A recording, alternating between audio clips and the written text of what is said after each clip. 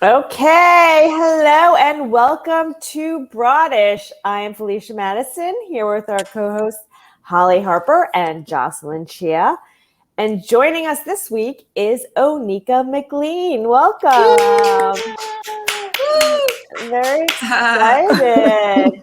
We're going to get started with our first topic. FOMO is back. It just was announced that New York and LA are going to pre-pandemic times, no restrictions, and we could all go out and do what we're supposed to. And I'm feeling, a little anxious about it.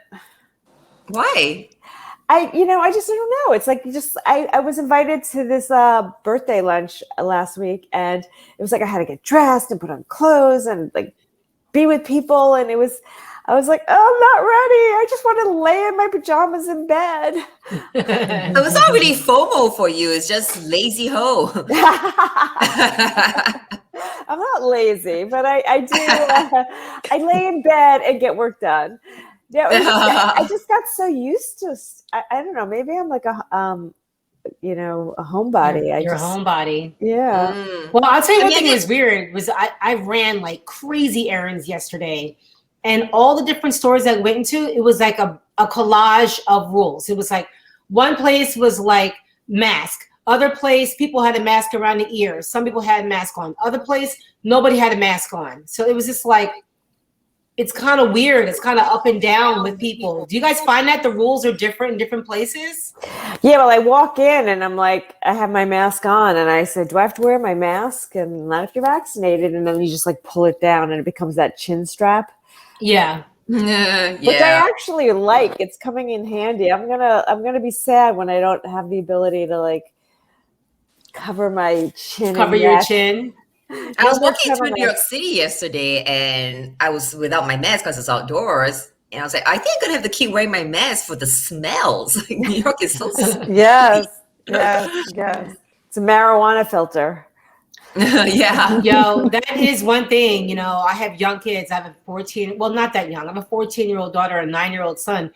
Everywhere we go smells like pot. And I'm like, are my kids getting contacts from this shit? Like, yes, they are.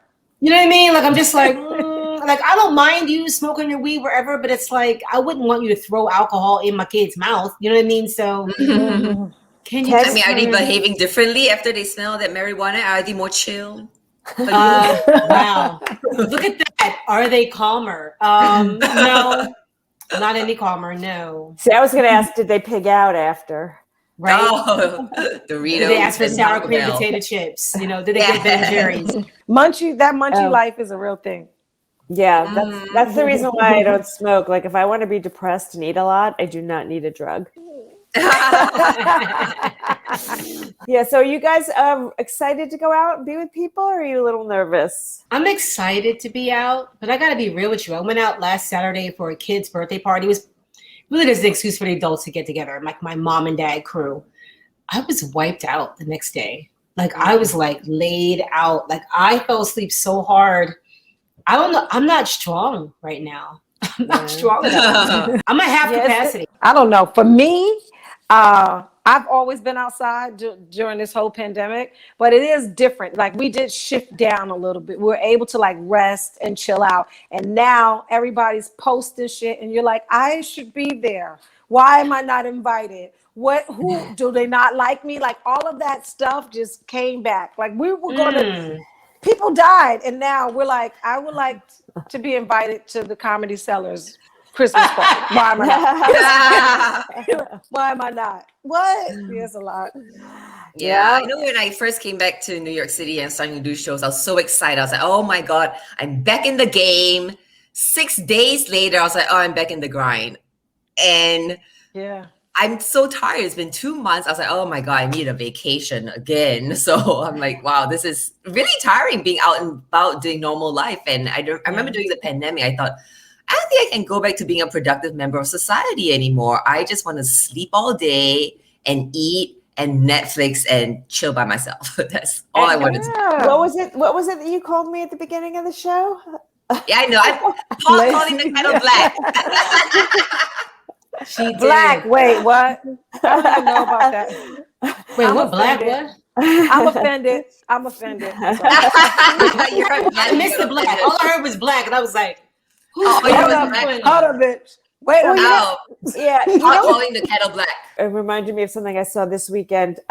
It was a advertisement for a new comedy. It was a black comedy, and it obviously wasn't like a black comedy, you know. So I was thinking, like, why is that term still allowed? Which black? Wait. I mean, were you saying Yeah. African American comedy or dark comedy? Dark.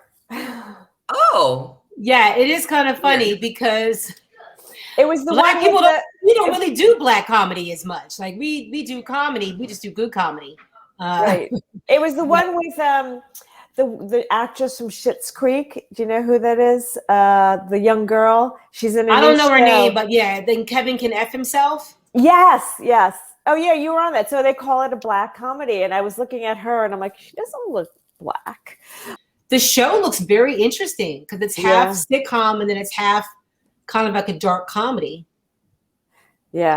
And I like the idea. I want to see the show. I'm excited to see the show. Yeah, it should be dark comedy. I mean, but that's the thing. It's like, because for a while, black was African American. Do you know what I mean? Like it was black. It was, and I remember. Oh, let's see if we can hear Onika. Can we hear you, Onika? What about now?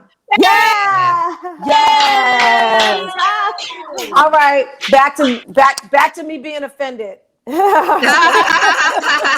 phrase is like pot calling the kettle black. I've never totally understood that phrase. I don't understand that phrase either. We're gonna look it up and. I always thought it was pot calling the kettle back until very recently when Felicia said black. I was like, oh, is it black? So I Googled it. Yeah, it is black, huh? Yeah, it's black. It's just black because the kettle's burnt and the pot is burnt. But we're talking about black comedy versus black comedy and how they both have the same name. And I was saying that because for a long time, like black was like African American. Do you know what I mean? Or even before that, I remember when I was growing up, they call it Afro American. I remember Afro American, and then like colored Negro. You know what I mean? So we've always been black, but I don't know if we've kind of like been like it's black comedy. So now we're black and we're black. Like we're happy, we're black. But like, you know, but then dark comedy, I mean, I get it. It can be kind of confusing. So Right. But dark comedy is depressing comedy, right? Coming from a dark place, right? Yes, coming from a dark place, like dark humor, like when someone dies and we're laughing. Yeah. Right. And then blue comedy is just offensive kind of comedy. But black comedy, that doesn't even make sense because black people are saying it. Well, because to me, it's a difference between a lowercase and an uppercase. If it's black African American comedy, it's with an uppercase for black, and if it's black comedy, like dark comedy, it's a lowercase. Oh, interesting. That's the only way I've ever been able to differentiate. Is it Anna Murphy stars in a black comedy? Oh. Yeah, that's got a lowercase B. Look at me, I'm like, I it's got a see. lowercase. Interesting. I'm such a little nerd. And then yellow comedy with a capital Y would be Asian comedians, and then a small Y. See, I'm not even saying comedy that. about money. Do they have yellow comedy? No. There's such a thing they call it yellow comedy. No, I'm I'd making be it like, up. wow. Just made it up. Oh, she just And made then that they up. have white comedy, which is No, just comedy. that's just mainstream. Exactly. I know. That's just comedy. That's his mainstream. That's his mainstream comedy, right? We're gonna move on. Last night was a second episode of Hella Late with Hollie Harper. Yay! And she had a very funny segment where she was discussing things we made for our kids, which back in our day, which Jocelyn is way too young to remember or even be alive for this. She probably wasn't even a figment of her parents' imagination yet. Oh my But God. we used to make ashtrays for our Parents. family. Yeah. What? We really Why? did. They smoke? No, Yeah. my parents didn't even smoke. It was just like a thing you did. Yeah, that was your arts and crafts. No That way. was your arts and crafts. It was so funny because the first time I told that joke, the audience was like, because I think we like forgot. Like we forgot that we did. But yeah, we did. And I remember, you guys remember, I remember when the whole world smoked. I remember when everybody smoked and you could smoke on an airplane. I remember my mom smoking in a waiting room at the doctor's office, in the bank, in the supermarket. You could smoke everywhere. And there I were remember the airplanes. It was always really funny. They had the smoking section, and like literally, like you could be like one row in front of the smoking section. It was like, or in restaurants. In restaurants, they'll be you could be right next to it, and they'll be like you're eating your eggs and there's smoke. Right. But, I mean, the day that France banned indoor smoking, I was like, wow, the world has really changed. Mm-hmm. Yeah, I just remember when smoking was banned in like 2002, 2003 here in New York City. I worked at a jazz club. I worked at the Blue Note down in the West Village. Cool. It was fun, but these tourists were pissed. They were like, I can't have, this guy tried to bring his drink outside so he could have a cigarette with his drink. And we were like, sir, you can't drink outside. He's like, I can't smoke inside. I can't drink outside. This is not good. This is not jazz. I was like, that's hilarious. He's like, it's only America. This is bullshit. And then France and the other place, when Ireland went no cigarettes, I was like, what? Yeah. The UK, when the Europe goes no cigarettes, that's when I knew. I was like, all right. One thing that I talked to my kids about, and I remember when I saw Jerry Seinfeld at Gotham Comedy Club, and he was trying out some new jokes, and he did a whole bit on like call waiting, and then he asked questions afterwards, and someone in the audience said, "Can you do more jokes or explain that whole like call waiting thing?" Oh, please! But you remember like busy signals or like emergency breakthroughs and all that? Emergency break. We used to do it to my mom at her office and her job. She's like, "You did that one more time and bust your ass. I'm gonna come home and somebody's getting their ass whipped." We used to do that, and they'd be like an emergency breakthrough, and they'd be like, "She won't give me the peanut butter." Like, it was oh, I never heard of this emergency breakthrough. Yes. Yeah. I remember collect calls. Remember collect calls. I used to, when I was in college, I used to call my family collect on Sundays just so that they knew I was alive. They wouldn't accept. They would just know that it was me and that I was alive and I was okay. Oh my God. Let me say, we used to be at the skate rink when I was growing up. We'd be in the 5th, 6th grade, and we'd be like, a collect call. And they'd be like, collect call from pick you up at the skate rink. Will you accept charges? No. And they would just come pick me up. We used to do that too. Oh my. Jocelyn, do you have anything that you remember from your childhood that's not around anymore? Like 5 years ago? Thanks. Thank you, microneedling. Do you guys remember Tamagotchi? Did you have that in America? Yes, I remember Tamagotchi. Yes. Electronic toy, a game that you played where you had to raise an animal from like an egg all the way to its growth. And you had to like check in on it and feed it and give it water. I don't know, you had to give it love. I can't remember. And then if it died, then you were a bad parent. I guess it's like trying to train kids on how to be a parent. That's like the weirdest thing. But we're all into it. I guess it trained you on responsibility and caretaking. Just think, if I would have had that, maybe I wouldn't have had kids. That's right. Maybe that was actually the government's plan for birth control. But I remember there was an experiment. There was a thing we had to do in junior high. We had to take an egg home. We had to take a boiled egg home, or maybe a raw egg. But we had to take an egg home and take care of it for a week. What? How? Yeah, and it was like some kind of thing, like you couldn't let it crack. Oh. You know what I mean? So it was like you had to like caring for a baby. People would just wrap that thing up in toilet paper and put it in a box and put it aside for a week and then bring it back. Yeah. What's there to do with an egg? But I remember like growing up, maybe it's just my childhood. I'm like, remember fist fights? Well, before everybody got shot, people would actually duke it out. Like I remember seeing adults fight. Do you know what I mean? Like I remember, and maybe that was just my upbringing. But like I remember before everybody was afraid of getting shot.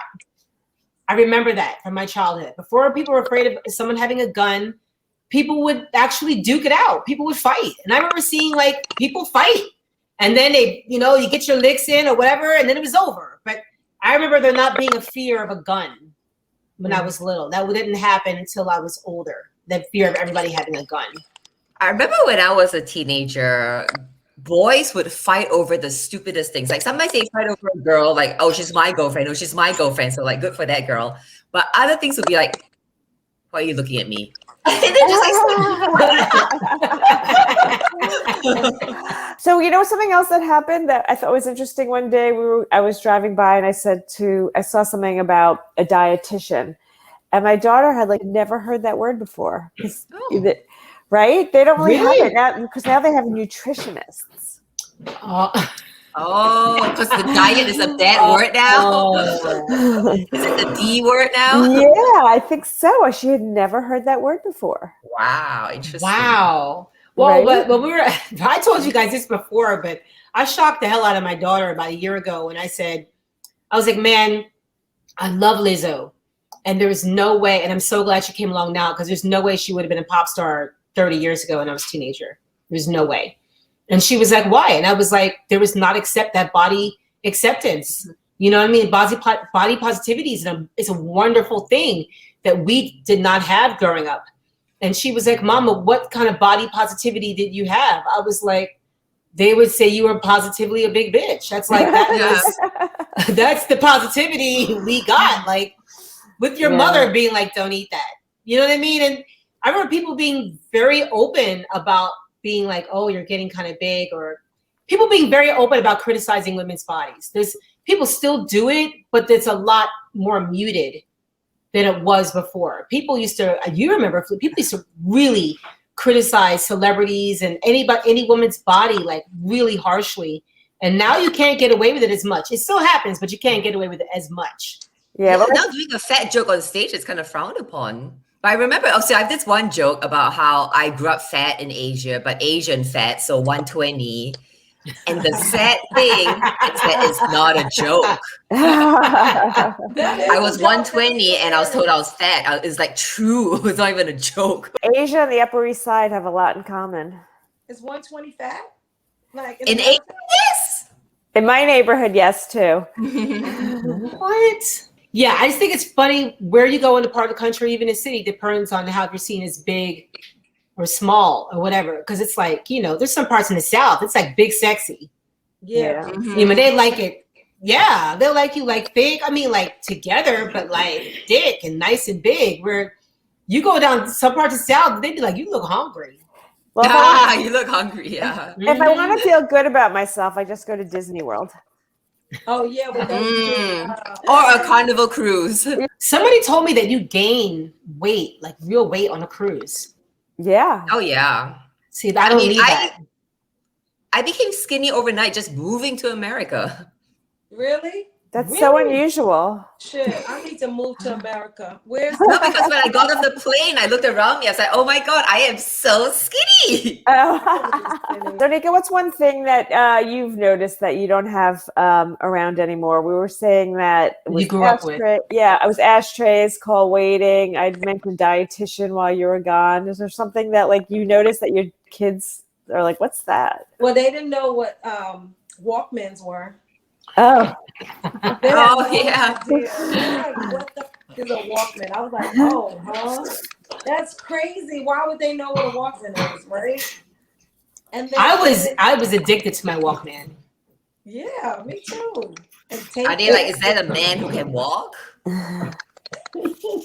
What a weird name for that product, too, by the way. It's a bit weird, right? Yeah. No, you walk because it walks with you. The music walks with you. Yeah, but now if it came out today, it would be a walk person. Yeah, be a walker. It'd be they are walking. They walk. A walk day. Yeah. Oh, well, there you go. That's something that we did not grow up with is pronouns like they. Yeah. Right. Do you know what I mean? And I was talking to my niece. My niece is 16, and she was saying that it goes even deeper. Look at me. Anybody young is going to watch this. It's going to be like, you are so ignorant. It goes even deeper than just they. Like Z or shit. Like there's even more totally different pronouns. Oh, wow. You know what I mean? For the they. Like cisgender, that kind of thing? No. There's even more. Like, so instead of calling someone they, there's even other truncated things that they call each other. Like Z, D. Yes. We didn't even have LGBTQ or we didn't even have gays when I was growing up. Oh, really? the LGBT, the Q is the problem for me. Like the Q is like, if I'm drunk, maybe I'm questioning. Like I'm drunk, maybe I'm questioning. Well, I remember it was a QIA, you know, when that got added on, and I was like, I was like, okay, that's intersex, right? And A is asexual. Oh, okay. But I'm thinking, if you're asexual, how are you even up in that? Like, if you are asexual, how are you? How are you in any of it? I'm terrible. So it's everybody. So it's just everybody. No, So it's everybody during the means pandemic. You don't have sex. I thought that's what asexual meant. You don't have sex, right? Isn't that what That's what I thought. asexual? Oh, you're not interested in it. Yeah. You're just not interested in it. You're just unlucky. I'm just kidding. So if you're not interested in it, why are you on the That's what I'm saying. I was like, if you're asexual, why are you even up in the grid? Like, I don't get it. Like, why are you in the acronym? Okay, well, we're going to move on to our last topic. The Black Woman in Comedy Laff Fest is this week. Yes. Yes. Hollie Harper is a co-director. I'm a creative director. Creative director, sorry. Titles are very important. Adjustment creativity. Onika is in it, and it's going to. 3 of the shows are going to be featured at West Side Comedy Club. Awesome. And Onika's a G. I'm learning from Onika. She's a G. Onika's, I remember seeing Onika. She's a gangster. She's a comedy gangster. I remember watching her on stage 2 years ago. Why do you say that? Because you're amazing. And I remember watching you on stage 2 years ago, and I was like, damn, all right now. Well, Onika made my mom laugh. I see the goals. Oh, that's hard to do. Yeah, she was on our show, Make My Mom Laugh, and she made my mom laugh, which is a hard feat. Yeah. Really? Why is it so hard to make your mom laugh? She just doesn't. She says no sense of humor, so she says, but she is very funny. I don't know, Onika, how would you describe my mom? But she's funny already. Like kind of like Joan Rivers funny, you know, just like a matter of fact. So as a comedian, when you're trying, you can tell she's like, no. Yeah, my dad doesn't laugh either. My dad only smiles. When we're watching comedy shows, he just smiles. It's very hard to make my dad laugh. The only time I heard him laugh was when it was my sister's wedding, and I overheard him telling her new husband, all right, take care of her. She is my youngest and my fairest. And I repeated that to him afterwards. He's like, you heard that? I was like, yeah, I heard that. And then he laughed out of embarrassment for like saying in front of me that he called my sister like the fairest. Like, fuck you, Dad. The only time he laughed. Like the prettiest, that's the fairest. You remember those like, our fairy tales, like, who is the fairest of them all? Yeah, he was being old school. Like. I don't have to go to open mics or practice my jokes. I know if my mom laughs, I know it's a funny joke. She's like my barometer. Oh, you have a very easy open mic then. Yeah, just call her. The problem is it takes a lot to get her to laugh. When we were on the show and someone would make a joke, she'd look at me and be like, was that supposed to be funny? Yeah, well, I try my jokes out on my teenage daughter, and I highly suggest you try your jokes out on a teenage girl, because she's just like this. She's just like, all right, it's okay. I'm like, oh, that's the punch. That was the punch. Okay. It's all right. What did we do back in our day to like ignore our parents? Like my kids just like look at their phone. What were we doing when we wanted to ignore our parents? I walked out of the house. I'd leave the house. Go outside. That's how I avoided chores. I would just be out, just not come back. Yeah. I remember one time we lived in the sticks growing up in Jersey. It was real country. I'll never forget one time I went through my backyard, climbed over, and I get to the patio, and I climbed through my bedroom window to get something because I didn't want to go through the front door and get put to work. I was like, no, I'd rather go through all these hills and valleys than go through the front door to get something. No, I'm not doing that. I feel like kids don't. Hollie? Yeah, I grew up in the country. We had a backyard. We had a goat and a husky. We had a goat and a husky dog out back. A goat? Yeah, we had a goat. Yeah, we had a goat. Squirrels and an incinerator.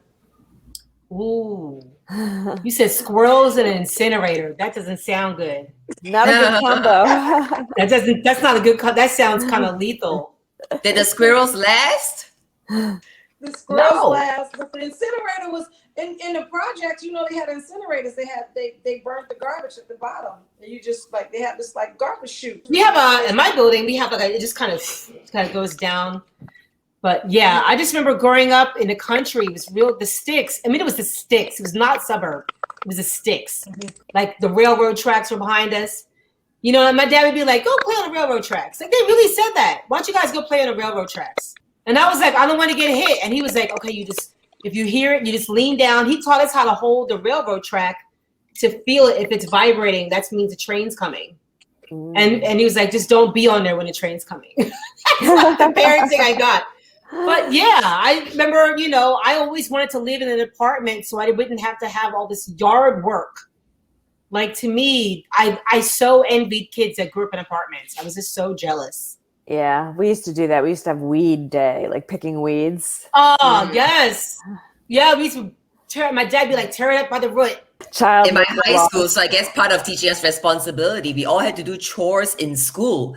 So I had to sweep the floor. Some people had to water plants. Yeah, we all had chores to do in school. Isn't that crazy? Wow. Child labor, free child labor. No, that's good. That's good because I find that my kids have no chores and they don't know. They wait for me to do everything, and it's really bad. I talk to a lot of friends my age have kids, and they tell me the same thing. Oh, Onika, okay. It's like how did we? I don't even have kids because they're young adults and they still don't clean up. Like they're young adults, and I'm like. But Yeah, it's so interesting because like Singapore in my school, there were some very rich kids. Like you saw Crazy Rich Asians, like that level rich, and then they had to like sweep the floor, wipe the windows, and they have like 10 mates at home. Yeah. My parents would farm us out to work for other people. They'd be like, "Oh, Hollie and Keith, they'll come down there. They'll help you move. Yeah. They'll clean your yard." I remember that. They'd be like, "Oh, she'll walk the dog," and I'd be like, "What?" But the neighbor paid you at least, right? No. No. Oh, shit.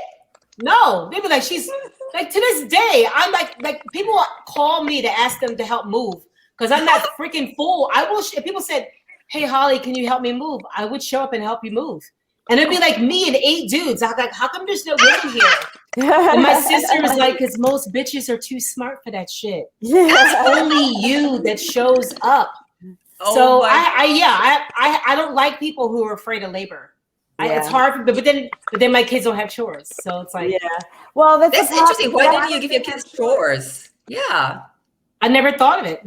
you never. I'll be quite honest. I never did until it's too late.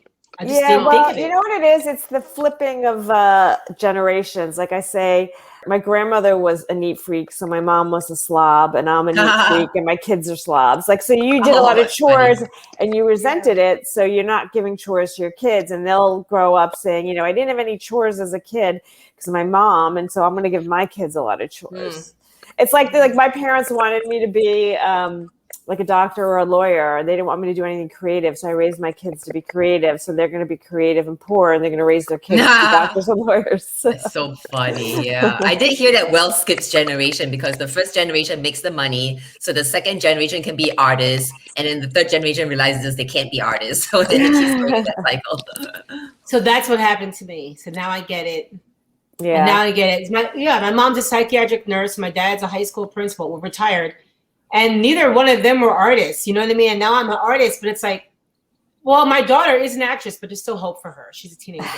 It was crazy because I had a friend of mine had me talk to her daughter about being an actress, and she was freaked out by what I said. I was like, I think you should choose anything else if you can. She was like, what? And I was like, no, I'm just going to be real with you. If you really want to do it, do it.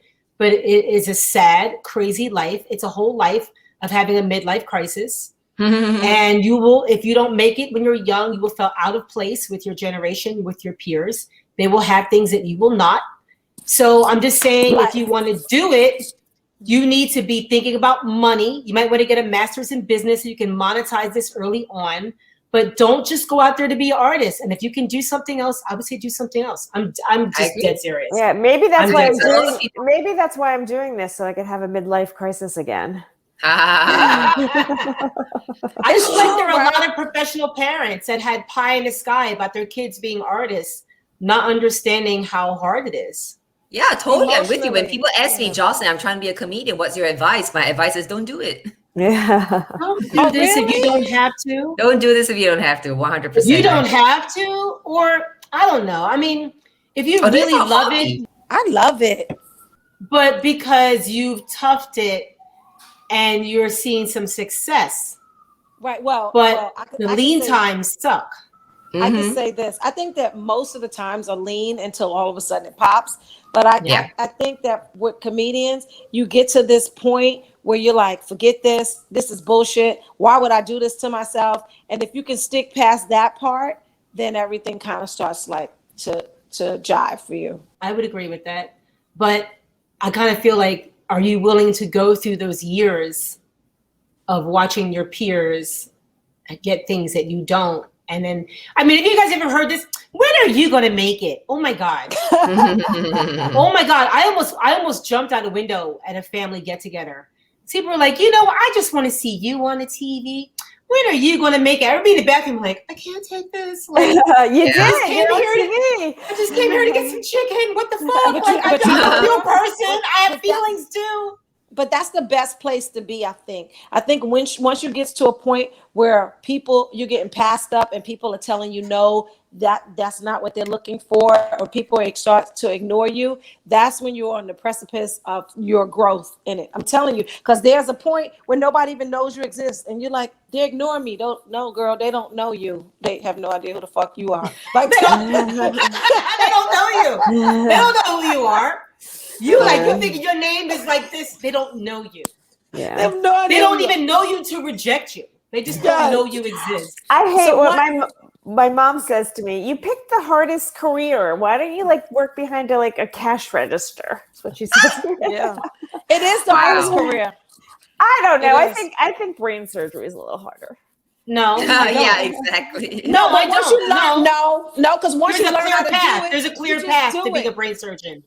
There's a clear path to being any of this shit. There's a clear path to being a lawyer. There's a clear path to being a doctor. There's a clear path to being an investment banker. There's no clear path, especially as women, and then especially as women of color. Damn it, if I was disabled and gay, that shit would make it even all harder. You know what I mean? If I was like, I'm gay, I'd be like, this shit. You know what I mean? So I'm about to start lying to say I'm gay. Like, this haircut gotta bring me something. There's so many queer shows. I'm like, I've never tried it. I'm not gonna knock it. I might. You're like, I'm an ally. What if you were like, I am curious though? I'm one of them. I'm curious. I'm a cute. I had some questions about it. My daughter's gay, my sister's gay, my brother's gay. Like, I have a whole bunch of gay in my family. I could be gay. But I do think that's a good call to say you're bi, because I was at this March Comedy Madness, a comedy competition, and at the end of everyone's fucking set, they were like, and I'm bi, just to get the diversity point. Yeah, I'm gonna say that. I'm gonna stop lying. You're like, and I am bifocals right here. I'm bi Felicia. I am bi. Yeah. I wonder if they could rate you dollars on me if I lie and say that I'm gay and I'm not. Like, no, if you were like, I'm really white. I'm really white. They'd be like, hey, listen, I would do it for a Netflix special. Me too. I mean, don't take one for the team. I just be like, I'm gay. Although I love one of my favorite jokes. I think Amy Schumer does it, where she became a lesbian, and the joke is, she tried it, and the woman went down on her, and she's like, "This is great." And then the woman said, "Okay, your turn." She's like, "You know what? I'm not a lesbian anymore." Oh God, that's so funny. Yeah, that's the part. You be like, I'm gonna have to do the other part. I'll never forget a moment where I realized I could never really be a lesbian. I was trying to cook with fish sauce, and I put too much in there, and it smelled like a night of 1,000 crotches. And I was like, you know what? This pussy really ain't for you. Like, this really is not. This is not your thing, girl. Like, at all. Like, you really are strictly dickly. Like, that's who you are. Strictly dickly. Yeah. But I support. You know what I mean? I support. I'm an ally. I support too. But I think we're going to be canceled by the LGBTQ community after this. I support what? No, we support him. So, but you know what it is for me? I'm like aggressive, right? I'm aggressive female, and I'm trying to soften up. It's hard, but I just don't want another aggressive female. I'm trying. It's hard, yo. I'll be praying all the time, like, God, please stop making me so aggressive. Okay. So, I don't like it because I want people to pay for my shit, and nobody's gonna do that if I'm like, first of all, like nobody. Let me tell you about yourself. While they don't pay, I'll wait till they pay. You gotta wait till they pay. Yeah, you gotta wait till they pay. But I'm 4'11", you know, so I just be a little bit, you know. So, but I don't want a woman, bossing me around, telling me what to do. Like that is hard to swallow. Like, so you be like a sexist lesbian. You be like a sexist lesbian. You be like, look, bitch, you can't. And I don't want to pay for people's things, so I don't want to be the one that's like paying for the stuff. I want somebody to pay for my stuff, but my personality doesn't yield that. So that's why I just gotta work hard. And she makes an angry face. It is funny though, when I was a waitress and I would go to the table, like they'd be like party 6, 3 couples, and at Blue Note they'd be all like into the jazz, and at the end of the night I like put the check down on the table, and all the women would just be like, like, ooh, what's that over there? You know what I mean? I was just like, women. Men be fighting over the check, you know what I mean? Wow. But if it was all women. White men love to fight for the check. When I say that's my favorite part of not being a white man, going to dinner with white men at work, they be like, give me that check, dog. Give me that check, Paul. Are you kidding me? Never. Give it to, I would have. I like, love this that. Is great. Yeah, but you know, but black men making that check, black men making that coin, they double down even harder. Yeah. Than white men. They be like, no, that's me. No, I got this. When black men are making that money, they let no, I got this. This has all been brought to you by me.